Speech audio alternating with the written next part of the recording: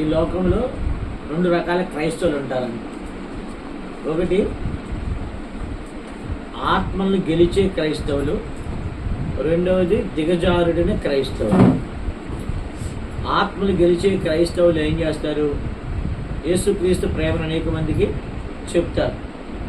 దిగజారుబడిన క్రైస్తవులు ఏం చేయరు? యేసు ప్రేమను చెప్పరు. అందుకే ఒక విశ్వాసి సువార్త చేయట్లేదు అంటే అర్థమేంటి తెలుసా? వాడికి దేవుని భయమన్నా లేదు. ఏం లేదండి? దేవుని భయం లేదంట. రెండవది ఏంటండి? దేవుని యొక్క తీర్పు ఏంటో వాడికి సరిగ్గా అర్థం చేసుకోలేదు. దేవుని ప్రేమ వాడికి తెలియదు. అలాగే ఒక పాపి రక్షించబట్టలేదంటే కారణం ఏంటి? వాడు కూడా దేవుని ప్రేమ తెలియదు, దేవుని భయం తెలియదు, దేవుని ఉగ్రత తెలియదు. కాబట్టి తెలిసినోడు ఏం చేయాలి? తెలియని వాళ్ళకి ఏం చేయాలి? ఏం చెప్పాలి? మంచిది చెప్పాలి. తెలిసినోడు ఏంటి?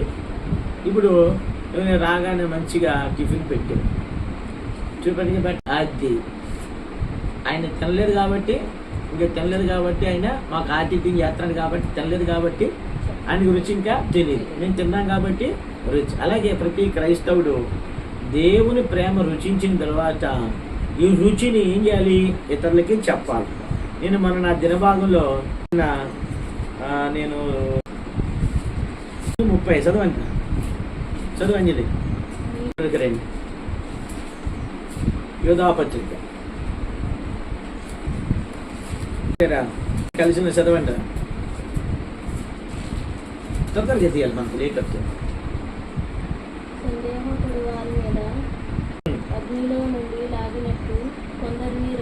చాలు. కాబట్టి ఇక్కడ జ్ఞానం గలవాడు ఏం చేస్తాడు? ఇతరులు రక్షిస్తాడు. ఆ రక్షించే బాధ్యత ఎవరికి ఇచ్చాడు? దేవుడు రక్షించబడిన వారికి ఇచ్చాడు. సందేహపడి వారి మీద ఏం చూపించాలి? కనికరం చూపించాలి. తర్వాత అగ్నిలోని కొందరిని లాగి రక్షించాలి. అందుకని ఇక్కడ జ్ఞానం గలవాడు ఇతరులను రక్షిస్తాడు. ఇంకొక మాట సామెతల గ్రంథము 10-11 చదవండి.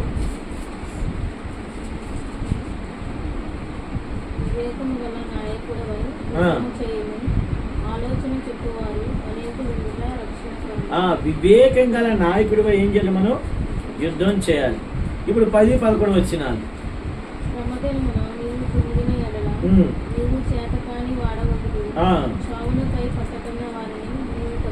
అది ఎవరని దేవుడు తప్పించవచ్చు కదా, దేవుడు చూసుకుంటాడట చాలా.